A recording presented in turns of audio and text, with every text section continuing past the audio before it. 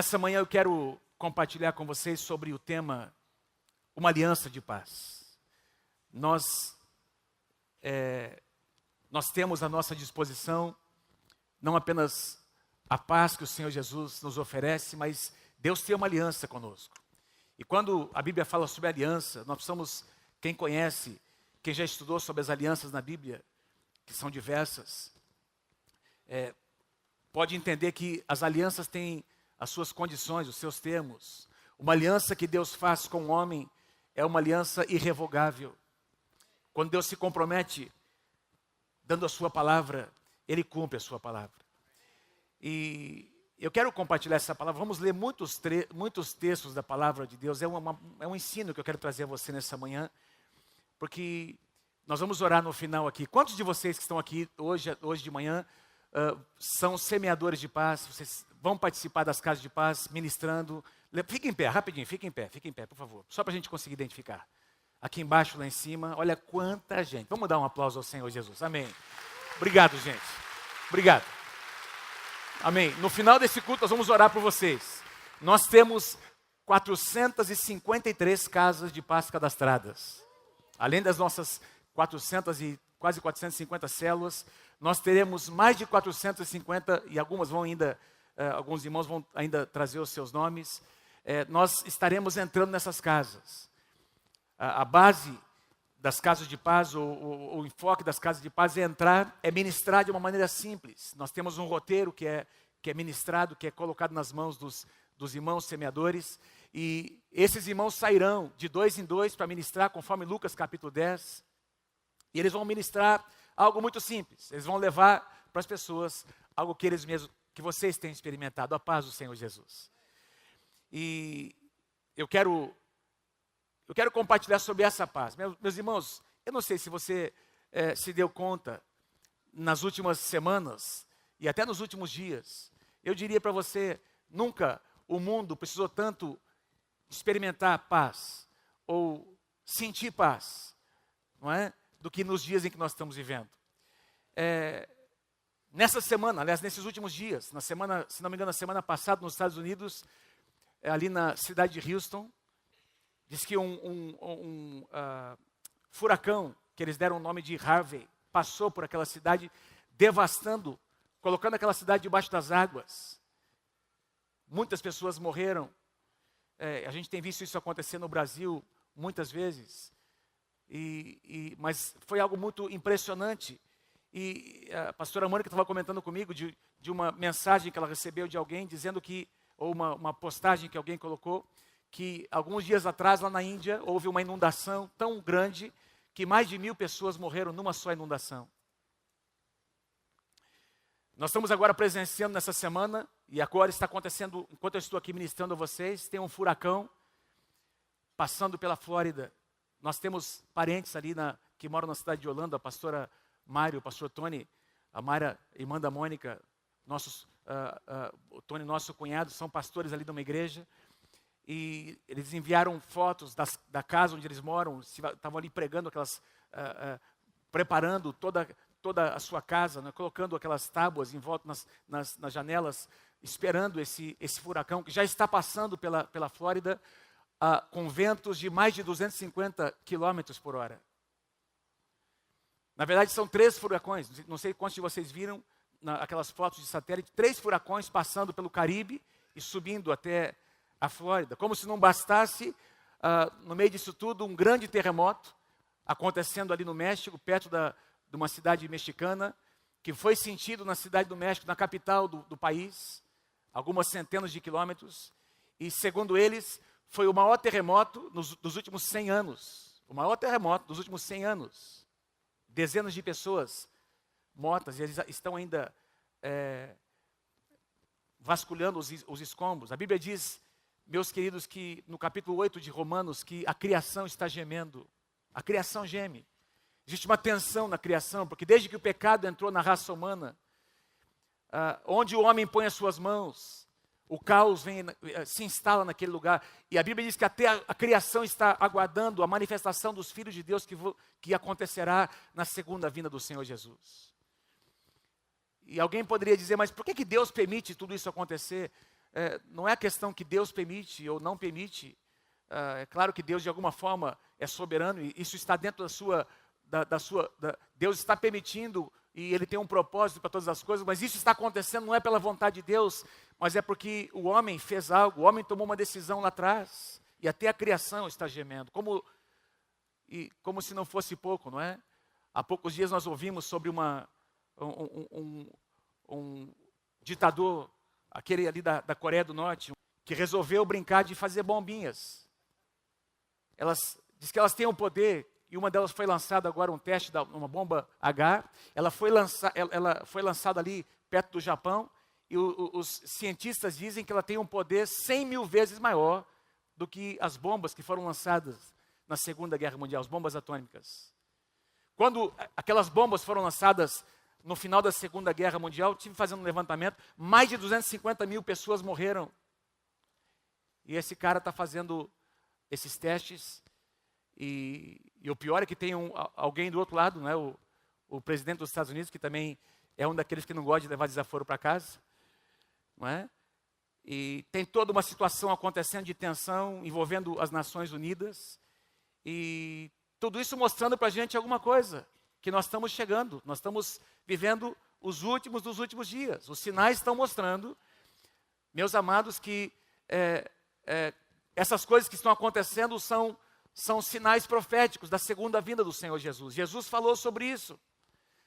Os escritores no Novo Testamento profetizaram sobre isso, sobre catástrofes, sobre terremotos, pestes que tomariam conta da humanidade. Aqui pertinho de nós, na Venezuela, nós estivemos lá 3 anos atrás ministrando numa igreja de um pastor amigo que pregou aqui na nossa igreja, o pastor Álvaro e a pastora Aura. Essa ditadura se instalando num país riquíssimo, um país que tem muito petróleo, mas por causa de uma administração, de uma ideologia, de um homem maligno que está ali governando, aquele povo tem sofrido, meus irmãos. Nós temos irmãos ali em Cristo, aqui pertinho de nós. E aqui no Brasil? Uma crise, talvez como nunca nós experimentamos, vimos, uma crise institucional. Esse povo fala de milhões, até bilhões, como se fosse... Outro dia encontraram algumas malas, tinha lá 53 milhões de reais, num apartamento de alguém ali, não é? E aí vem alguém para fazer uma delação premiada, dizendo que o dono de uma grande empreiteira prometeu 300 milhões, só 300 milhões, para financiar a campanha de um político, de um partido. E a gente percebe isso de maneira generalizada, e a pergunta que não se cala é: em quem é que nós vamos votar no ano que vem? Quem é que sobra? Nós precisamos orar, amados. Nunca a nossa nação e nunca o mundo, as pessoas necessitaram tanto de paz no seu coração. E quando as pessoas assistem isso, não é? O sentimento surge aquele sentimento de insegurança. Como se não bastasse isso, nós temos toda uma situação de iniquidade se multiplicando no nosso país. Outro dia, não sei quantos de vocês ouviram essa notícia de que na PUC de São Paulo, eles construíram um banheiro unissex. Não sei quantos de vocês ouviram essa reportagem. Um banheiro onde rapazes e moças entram no mesmo espaço. E apareceu eles inaugurando como se fosse algo assim muito lindo. Dentro de uma universidade católica, a PUC de São Paulo. E a gente começa, quando você vê uma notícia dessa, como se fosse algo absolutamente comum, e as pessoas até elogiando, você percebe que tem um conceito por trás, um conceito enganoso, de que, baseado em valores que são completamente distorcidos. O conceito de bem e mal, o conceito de certo e errado, não existe mais, depende da sua cabeça. O que você considera certo, para mim, pode ser errado. O que para você é bom, para mim, pode ser mal. Cada um escolhe, porque não existe mais um padrão baseado na palavra de Deus. Mas nós somos a igreja do Senhor Jesus, nós temos um padrão. Aqui está o nosso padrão, esse padrão, amém. É o padrão da palavra de Deus que traz para nós segurança. A palavra é como um prumo que define, não é? Define quem nós somos, quem nós não somos, o que nós fazemos, o que nós não fazemos. É a palavra que define o que para nós é inegociável. E a gente percebe tudo isso gerando muitas incertezas, porque, deixa eu falar uma coisa para você, até no coração de famílias que nem são convertidas, tem gente que não aprecia esse tipo de coisa. Tem gente que não compartilha desse tipo de pensamento e não sabem como lidar com seus filhos. Nós estamos agora nas escolas, os nossos filhos e netos, para mim os nossos netos, não é daqui a pouco, não é? Mas os filhos de muitos aqui que estão aqui hoje, você está aqui participando, talvez o seu filho, a sua filha já convive com alguns colegas cujos pais são pais homossexuais. Eles foram adotados por pais homossexuais. E essas crianças estão crescendo no lar, achando que isso é normal. Nós vamos receber daqui a pouquinho, esses adolescentes e jovens nas nossas igrejas. Como se fosse algo normal. E tem pais cujos filhos estão convivendo com outros meninos que estão vivendo isso, que não sabem como agir. Tem uma insegurança, não é? É uma atmosfera de insegurança total que nós estamos vivendo. Sim ou não, amados? O mundo precisa de paz. Londrina precisa experimentar a paz do Senhor Jesus. Quem vai oferecer essa paz? Diga assim para quem está do seu lado: é você que vai oferecer o que você tem. Fala, você vai oferecer o que você tem. Você vai oferecer o que você tem. Nós vamos oferecer o que nós temos. Ninguém pode dar o que não tem. Quem tem a paz do Senhor no seu coração, levanta a mão. Vamos, aliás, nos cumprimentar mais uma vez, dizendo: meu irmão, minha irmã, a paz do Senhor seja contigo nessa manhã, em nome do Senhor Jesus.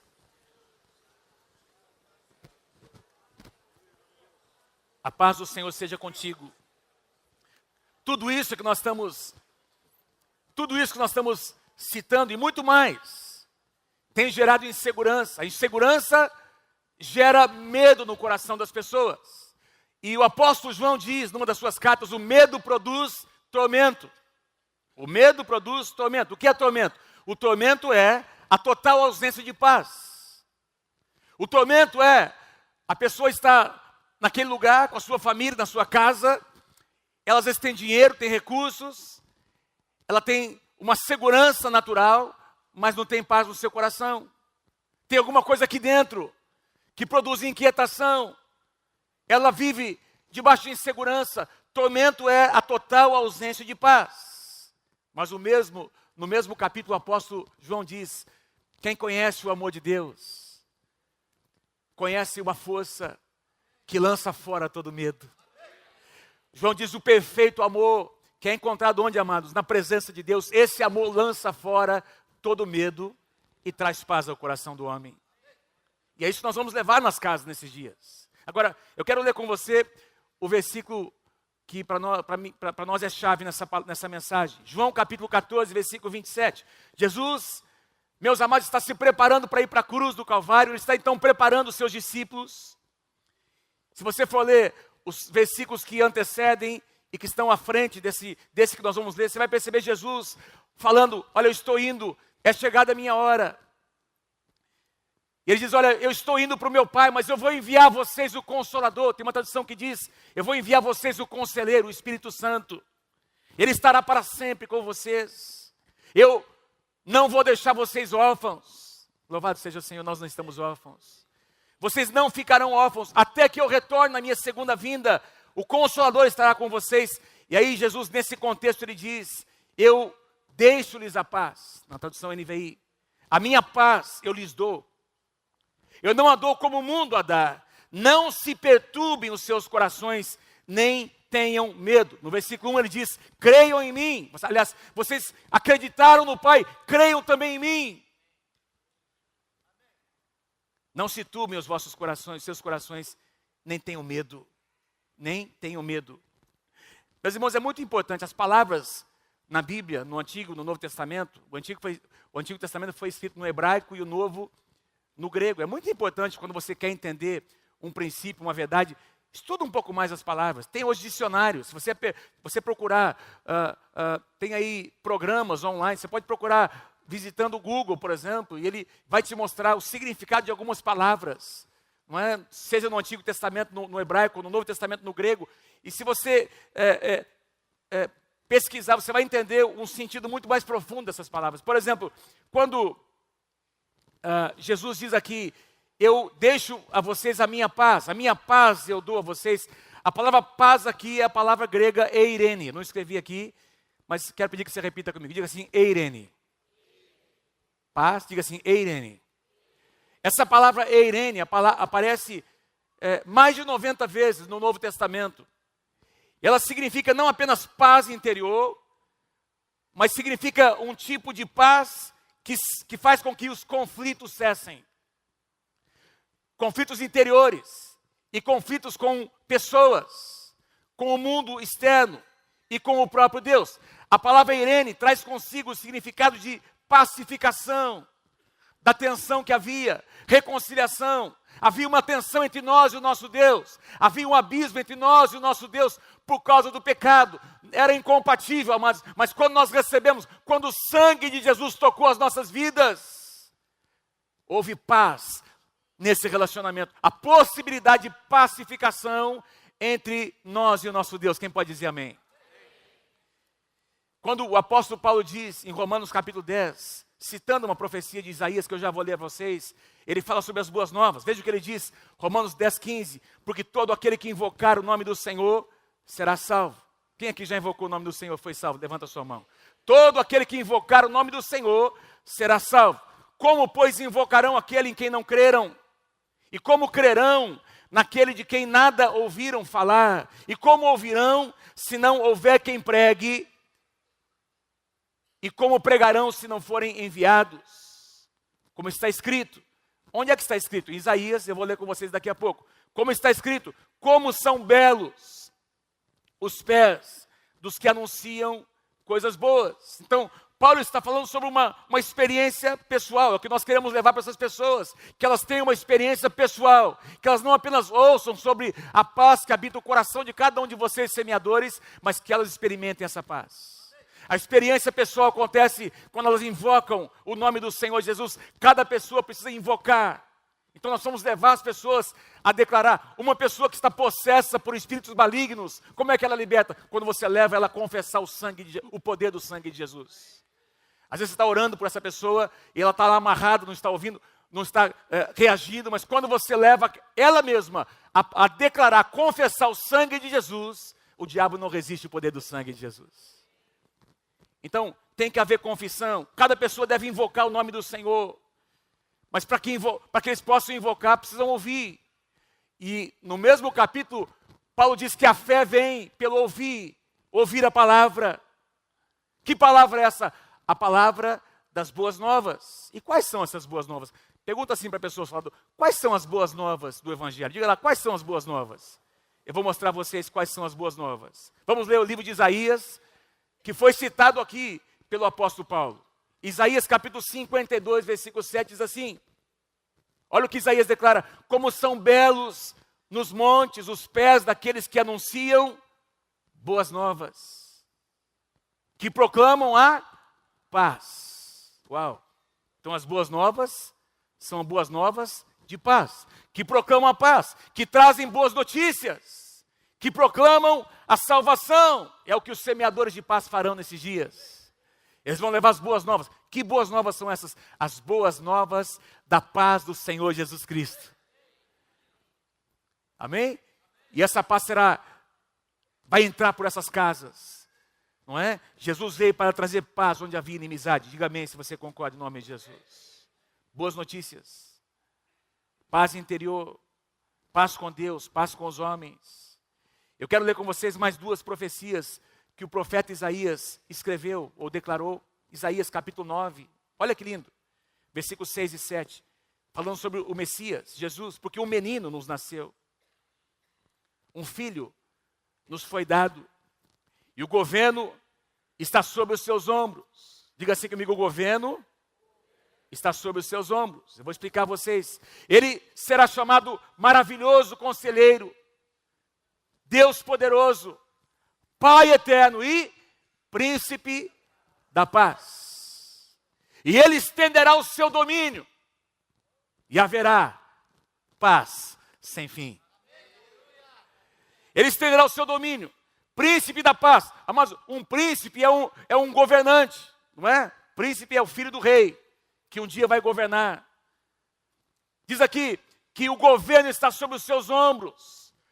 Onde é que está o governo de um rei, de um príncipe? Existe um território. Qual é o território onde o rei Jesus governa? É o território do meu coração e do seu coração. Certa ocasião, os escribas, lá em Lucas capítulo 17, perguntaram para o Senhor Jesus: Senhor, onde é que vai se manifestar o seu reino? Onde é que nós vamos enxergar esse reino aparecendo? E aí Jesus respondeu dizendo: vocês não vão enxergar o meu reino aqui ou ali, porque o meu reino não vem com visível aparência, o meu reino está dentro do coração das pessoas. É onde o rei governa. E onde o rei governa, o nosso Senhor. Quando nós aceitamos Jesus, nós o aceitamos como nosso Salvador, mas também o aceitamos como nosso Senhor. Senhor no Novo Testamento é Kyrios, Senhor de tudo. Essa era a palavra usada quando as pessoas reconheciam o governo dos Césares de Roma, dos imperadores romanos. Os imperadores eram Kyrios, eles eram os senhores que governavam a vida das pessoas, e ninguém poderia ter outro senhor. Foi por isso que a igreja do Novo Testamento foi perseguida, e muitos morreram, porque ao aceitar o Senhor Jesus, eles disseram: não é mais esse cara aqui que é meu Senhor, o meu Senhor se chama-se o Senhor Jesus Cristo. Kyrios. O nosso coração é onde o rei governa. O rei governa aí no seu coração. Onde ele governa tem paz. Tem paz aí no seu coração. Pastor, você não sabe o que eu estou passando nesses dias. Posso imaginar, meu irmão. Mas o tipo de paz que Jesus ministra é aquela paz que vai fazer você sentir a presença de Deus em qualquer situação. Os teus olhos podem estar vendo o caos, mas aqui dentro tem paz. Porque a presença de Deus está com você. Louvado seja o nome do Senhor. Príncipe da paz. Príncipe da paz. A outra profecia, Isaías 53, também falando sobre o Senhor Jesus Cristo. O capítulo talvez mais lindo, mais profundo e mais explícito, né, sobre a obra do Messias está aqui em Isaías 53. No versículo 5, Isaías declara: mas ele, Jesus, o Messias, foi traspassado por causa das nossas transgressões. E ele foi esmagado por causa das nossas iniquidades. O castigo que nos traz o que, amados? A paz estava sobre ele. Interessante, Isaías profetizou isso, meus irmãos, muito antes do Messias vir. Mas para ele é como se já tivesse acontecido. Ele profetizou como se fosse algo que já tivesse acontecido. Isso diz respeito a nós. Nós estamos numa época onde isso já aconteceu. O castigo que nos trouxe a paz estava sobre ele lá na cruz do Calvário. E pelas suas feridas, pelas suas pisaduras, diz a tradução atualizada, nós fomos curados, nós fomos sarados. Em Efésios capítulo 2, o apóstolo Paulo diz que quando Jesus veio, ele veio para ministrar paz aos que estavam longe, aos gentios, e aos que estavam perto, aos judeus. Nós estávamos longe, nós somos gentios, nós experimentamos a paz do Senhor. Nessas duas profecias aqui de Isaías, a palavra paz no hebraico é a palavra shalom, que tem o mesmo sentido da palavra eirene no Novo Testamento. E essa palavrinha shalom, meus queridos, era muito utilizada no contexto de Israel. As pessoas se cumprimentavam dizendo shalom umas às outras. Se despediam declarando shalom, a paz do Senhor. Deus sempre desejou abençoar Israel com a sua paz. Aliás, tem uma passagem que eu acho lindo, está em Números, capítulo 6. Deus chama Arão e diz assim: Arão, eu quero que você e seus filhos, que são sacerdotes, toda vez que o povo vier para sacrificar, todas as vezes que o povo se juntar, as famílias se juntarem para oferecer um sacrifício, vocês estenderão as mãos sobre essas famílias.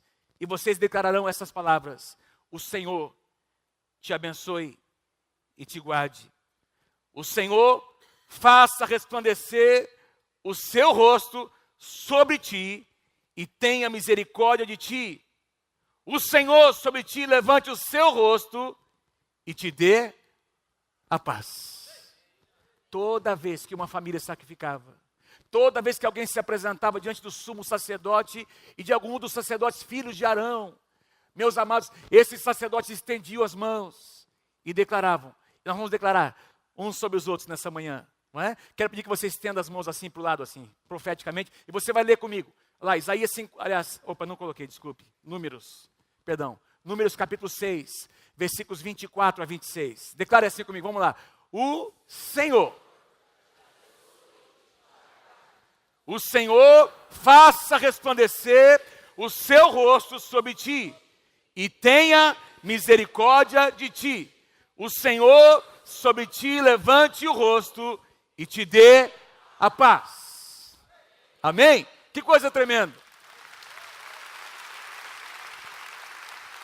Então, declarar paz para as pessoas, uns aos outros, era parte da cultura. Por isso foi tão...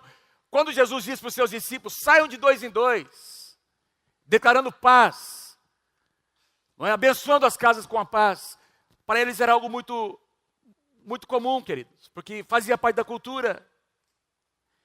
Mas eu quero agora ressaltar uma expressão, que é essa expressão aliança de paz. Onde é que aparece isso?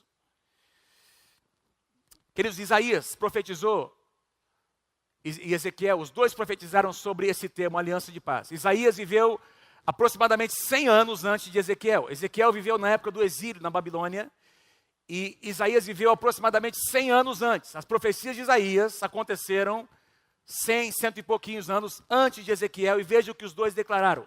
Primeiro Isaías, capítulo 54, versículo 10. Eu quero ressaltar aqui a vocês, tem muita gente que interpreta os textos de Isaías, e muitos profetas, quando cita o povo de Deus, ou o povo do Senhor, ou o próprio Israel, tem muita gente que interpreta como se fosse apenas para a nação de Israel, mas tem muitas passagens que são proféticas para a igreja. E essas duas que eu vou citar a vocês, aliás, Isaías e Ezequiel. Ezequiel tem mais outras. Elas dizem respeito à igreja, eu vou mostrar a vocês por quê. Olha o que Isaías declara. Embora os montes sejam sacudidos e as colinas sejam removidas, ainda assim a minha fidelidade para com você não será abalada. Caiam à minha direita, 10 mil à minha esquerda, 10 mil à minha direita, eu não serei atingido. É o que diz o Salmo 91, amém? Caiam 1000 ao teu lado, 10 mil à tua direita, tu não serás atingido. Ainda que os montes sejam sacudidos e as colinas sejam removidas, ainda assim a minha fidelidade para com você não será abalada, nem a minha aliança de paz será removida. Diz o Senhor que tem compaixão de você. Aliança de paz. Então, o profeta Isaías coloca agora o termo paz, ou a expressão paz, num patamar mais elevado. Aliança, como eu disse a vocês, para Deus é algo importantíssimo. Se você estudar de Gênesis a Apocalipse, você vai encontrar a progressão de muitas alianças. A aliança que Deus fez com Adão, aliança edênica. Depois a aliança adâmica, edênica antes do pecado. Adâmica depois do pecado. Depois a aliança abrâmica. Depois a aliança mosaica. Aliança palestínica, aliança davídica. E faltou? Noaica, aliança noaica, não é? E por aí vai, até chegar na nova aliança, glória a Deus. E tem uma última que nós encontramos, que muitos autores sugerem, que é a aliança eterna, que vai acontecer na segunda vinda do Senhor Jesus. Então, a Bíblia é um livro que mostra uma progressão de alianças que o Senhor foi fazendo com o homem, e em cada uma delas, Deus foi se revelando de uma forma, de uma maneira nova. Amém, queridos? Quando existe uma aliança, existe um compromisso da parte de Deus. Não é apenas, então eu não estou falando de paz como apenas um sentimento que você ora tem, ora não tem. Estou falando sobre uma provisão de Deus para a tua vida, para todos os dias. Porque Deus prometeu estar com você, te amparar, te apoiar, abrigar a sua vida, a sua casa, a sua família. Não importa o que aconteça. Não importa o que aconteça, você e eu podemos desfrutar da paz do Senhor Jesus. É isso que fez um homem como Estevão. Eu preguei aqui alguns dias. ser apedrejado, glorificando o nome do Senhor Jesus. E olhando para o céu e vendo o Filho do Homem se colocar em pé no trono, do seu trono, para recebê-lo na glória. Isso é o que tem feito tantos missionários e homens, grandes homens e mulheres de Deus, ao longo da história, doarem suas vidas. Todos os apóstolos, meus queridos, do Cordeiro, todos eles morreram como mártires, em paz no seu coração. Em paz. E as pessoas olhavam e diziam, mas como é que esse cara pode ainda falar desse Deus? Não negar o nome desse Jesus? É porque tinha paz no coração desses homens e mulheres. Tem paz aí? Vamos comigo para as profecias de Ezequiel. Ele repete o que Isaías declarou. Ezequiel capítulo 34. Olha o que Ezequiel declara. Eu porei sobre o meu rebanho. Eu porei sobre o meu rebanho. Eu quero mostrar a vocês aqui que essa profecia é para a igreja, não é para Israel. Eu porei sobre o meu rebanho um pastor, o meu servo Davi. Como assim, amados, se Davi já tinha morrido há mais de 400 anos? E Ezequiel está profetizando sobre Davi, sobre o meu servo Davi. É claro que não era Davi, o homem Davi. Estava se referindo a Jesus, o filho de Davi. Eu porei sobre o meu rebanho, o meu povo, a igreja, um pastor. Jesus é o supremo pastor. Ele disse, eu sou o pastor, eu sou o bom pastor, o meu servo Davi, e ele cuidará dele, do meu povo, e eu, o Senhor, serei o seu Deus, e o meu servo Davi será o seu líder. Eu, o Senhor, falei, e eu digo mais, eu farei uma aliança de paz com o meu rebanho. Deus diz, eu farei uma aliança de paz com o meu rebanho. Pastor, servo, líder, o Senhor Jesus Cristo. É claro que está se referindo a Ele. Uma segunda profecia de Ezequiel. Você conhece o contexto? O contexto aqui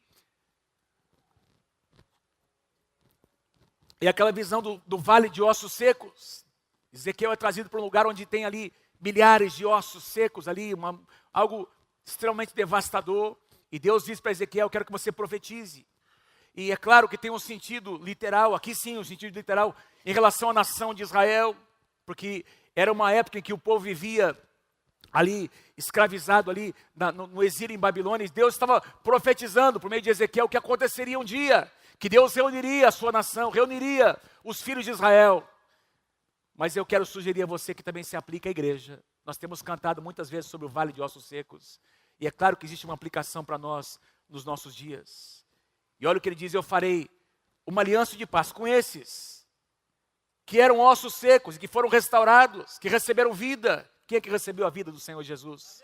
Que foram vivificados, eu farei uma aliança de paz com eles, e será uma aliança eterna, eu os firmarei, e os multiplicarei, e porei o meu santuário no meio deles, para sempre, e a minha morada estará com eles, eu serei o seu Deus, e eles serão o meu povo.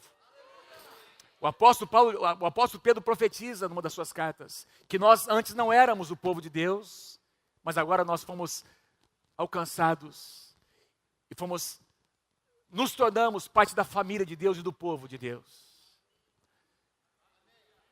Então essa profecia é para mim e para você. Eu os firmarei, a igreja está firmada. Jesus disse, eu edificarei a minha igreja e as portas do inferno não prevalecerão contra ela. Eu os multiplicarei, amados, a igreja está crescendo em todos os continentes e ninguém vai deter essa obra, porque é uma obra santa, vai continuar crescendo, nós vamos continuar resgatando vidas e famílias para o reino do Senhor Jesus. E aqui ele profetiza, eu colocarei o meu santuário no meio deles. Nós encontramos no Novo Testamento o apóstolo Paulo declarando que nós somos o templo vivo do Espírito Santo. Nós somos o santuário de Deus. Deus não habita em templos físicos, humanos. Deus habita no coração do homem. Ali é a sua morada. A minha morada estará com eles. É com este povo. Deus disse que eu vou fazer uma aliança eterna, uma aliança de paz. Quem pode dizer amém? O que é que significa isso, queridos? De onde vem? Muito interessante. Quando a gente estuda a palavra, quando a gente estuda uma doutrina, uma verdade, é muito importante a gente retornar para a primeira menção daquela palavra, daquele princípio, daquele acontecimento, para entender o que aconteceu no início, na primeira ocasião, o que Deus quis dizer, não é? O que estava por trás daquilo. Eu quero voltar com vocês, e essa vai ser o nosso último texto hoje, Números, capítulo 25. Do versículo 11 ao versículo 13, é a primeira vez em que aparece a menção aliança de paz. E eu quero chamar os músicos que venham, por favor, que eu quero encerrar com essa passagem. A primeira vez que aparece a expressão aliança de paz. E essa declaração, essa promessa foi dada para um homem chamado Finéias. Quem era Finéias? Finéias, neto do sumo sacerdote Arão. Meus amados, Finéias, quando o povo de Israel saiu do Egito, Finéias era um jovem que saiu juntamente com a primeira geração. Um garotinho, da linhagem sacerdotal. E a Bíblia diz que ele um dia se tornou porteiro no tabernáculo de Moisés. E se você for ler o contexto, eu convido você a ler na sua casa hoje. Se você não conhece a história de Finéias, é uma das histórias mais lindas do Antigo Testamento.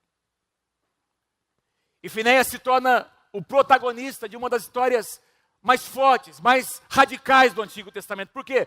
Porque houve um momento nessa peregrinação de Israel pelo deserto em que um dos inimigos decidiu se levantar contra Israel. Você se lembra? O povo de Moabe. O que é que eles fazem? Eles subornam um falso profeta chamado Balaão. Lembra dessa história? E eles dizem: Balaão, nós queremos te pagar para que você profetize maldição contra o povo de Israel. Lá foi Balaão. E ele tentou fazer isso mais de uma vez, não conseguiu amaldiçoar o povo de Deus. E quando ele ia declarar a palavra de maldição, só saía bênção. Salmo 91 diz que na tenda do justo não entra encantamento. Vou repetir. Salmo 91 diz que na tenda do justo não entra encantamento. Não tem poder encantamento na tenda do justo. Diz que a casa do homem e da mulher de Deus é uma casa abençoada. Eis como será abençoado o homem que teme ao Senhor. Balaão tenta amaldiçoar, não consegue. O que é que ele faz? Ele chama o rei desse povo e diz assim: olha, eu não vou conseguir amaldiçoar, mas vou te dar um conselho. Põe as mulheres, põe as moabitas, para que elas se prostituam com os jovens hebreus. E assim eles vão se corromper. E essas mulheres vão levar os seus deuses. E os jovens de Israel vão então adorar os seus deuses. Vão se curvar perante os seus deuses. E aí nós poderemos derrotá-los. E assim o rei de Moabe preparou essas mulheres prostitutas. E elas se infiltraram ali no arraial de Israel. E a Bíblia diz que os jovens israelitas começaram a se prostituir com essas mulheres. Foram repreendidos por seus líderes. E diz a história que um rapaz muito corajoso tomou uma dessas mulheres prostitutas e trouxe para dentro da sua tenda. E a Bíblia faz questão de dizer que ele fez isso na frente de Moisés. O líder de Israel, o pastor de Israel, repreendeu o rapaz. E ele enfrentou Moisés. Trouxe a moça para dentro da sua tenda para se prostituir com ela.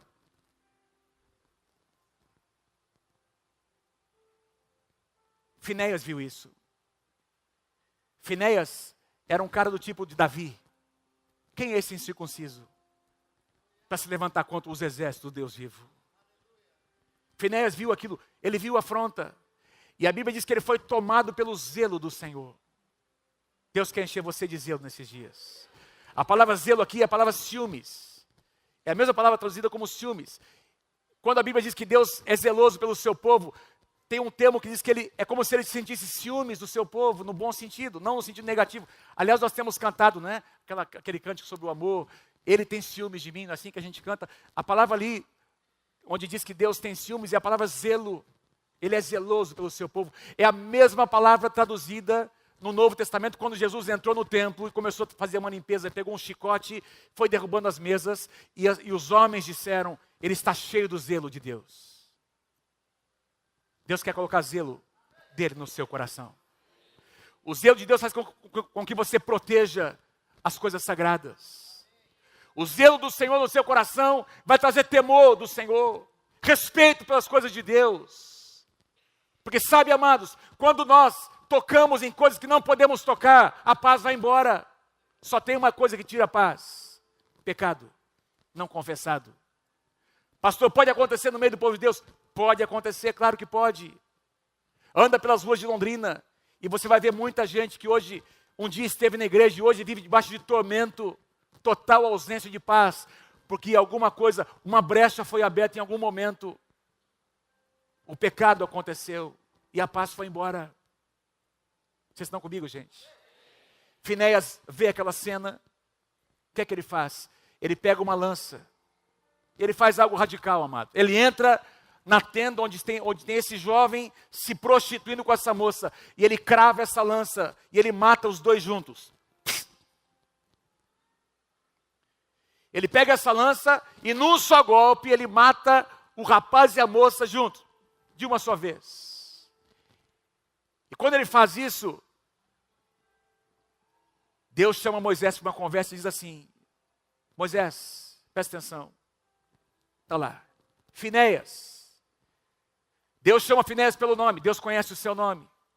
Deus conhece a sua casa, quem é o seu pai, quem é a sua mãe, de onde você veio, a sua linhagem. Finéias, filho de Eleazar, neto do sacerdote Arão. Ele desviou a minha ira de sobre os israelitas, pois ele foi zeloso com o mesmo zelo que eu tenho por eles. O mesmo zelo que eu tenho pelo meu povo, esse zelo tomou conta do coração de Finéias. Diga a ele, pois, que eu estabeleço com ele hoje a minha aliança de paz. Ele foi zeloso, ele não negociou com o pecado, ele não abriu mão de coisas que ele jamais poderia abrir. Ele guardou a promessa, ele guardou suas conquistas. Eu estabeleço com ele a minha aliança de paz. E mais, eu digo mais, eu faço com ele e faço também com os seus descendentes. Será a aliança do sacerdócio perpétuo, porque ele foi zeloso pelo seu Deus. Nunca mais na linhagem de Finéias faltará sacerdote para ministrar na minha presença, é o que Deus disse. Ele é o homem de Deus. Seu filho será um homem de Deus, seu neto será um homem de Deus, seu bisneto, toda a sua posteridade serão homens e mulheres ungidos pelo Senhor. A minha paz vai permanecer nessa casa e nessa linhagem, porque esse homem, esse jovem foi zeloso pelo meu nome. O que você quer dizer com isso, pastor? Está na hora dos homens, varões de Deus dessa casa se levantarem com zelo. Está na hora das mulheres se levantarem com o zelo do Senhor no seu coração, para manter a paz dentro da sua casa. Paz é uma conquista que pode ser perdida. Lembra quando, nos dias de Davi, diz que os inimigos vieram contra eles, e tinha lá um dos valentes de Davi, chamado Samá, se não me engano, e ele tinha um campo de lentilhas.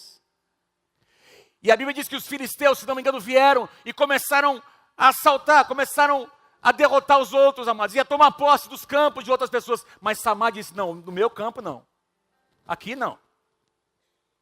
Ele tomou a sua espada e defendeu o seu campo. E por causa da sua atitude, Deus deu vitória a Samá. Onde é que estão aqui os homens e as mulheres que vão manter a paz dentro da sua casa? A paz que foi conquistada com tanto custo, lá na cruz do Calvário, pelo Senhor Jesus Cristo. Fala para o teu irmão assim, que você possa ser cheio do zelo do Senhor nesses dias. Fala, que o zelo de Deus venha sobre a tua vida nesses dias. Diga assim comigo, uma aliança de paz. Diga assim bem, uma aliança de paz. Deus tem comigo. Vamos lá comigo, gente. Diga bem forte, Deus tem comigo uma aliança de paz. Ele tem um compromisso comigo, com a minha casa e com a minha posteridade. O sangue de Jesus tocou a minha vida e foi algo definitivo. Foi algo definitivo. Foi algo definitivo.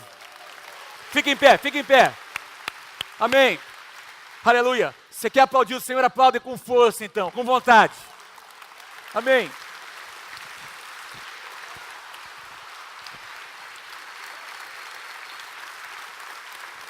Aplauda, aplauda o Senhor.